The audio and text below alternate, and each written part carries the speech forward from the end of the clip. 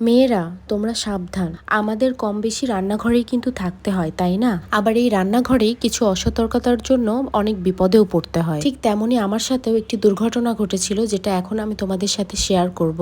বেশ কিছুদিন আগে এই জায়গায় দাঁড়িয়ে আমি কাজ করছিলাম, পাশে আমার ছেলেও দাঁড়ানো ছিল। হঠাৎ এই টাইলসটা আমার পায়ের উপর এত জোরে পড়েছিল, মানে আমি কিছু বুঝেই উঠতে পারিনি। আমি লিটারেলি চোখে অন্ধকার দেখতেছিলাম, আমার মাথা ঘুরতেছিল, আর পায়ে বুড়ো আঙ্গুলের উপরে পড়েছিল, অনেকখানি কেটে গেছিল, আর এত রক্ত পড়ছে মানে অস্বাভাবিক।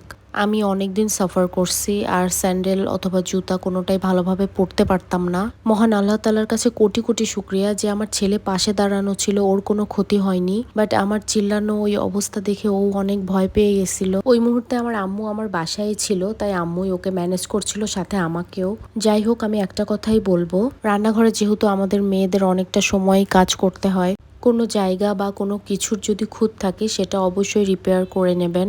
অবহেলা করে ফেলে রাখবেন না, কারণ বিপদ কিন্তু কখনো বলে কয়ে আসে না।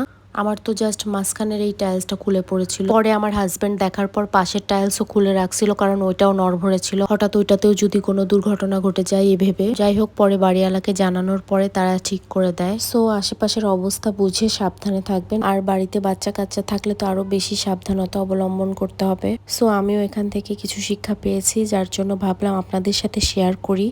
আমার এই ভিডিওটি যদি ভালো লাগে তাহলে অবশ্যই লাইক, কমেন্ট অ্যান্ড শেয়ার করতে কিন্তু ভুলবেন না। সবাই ভালো থাকবেন অ্যান্ড বি কেয়ারফুল।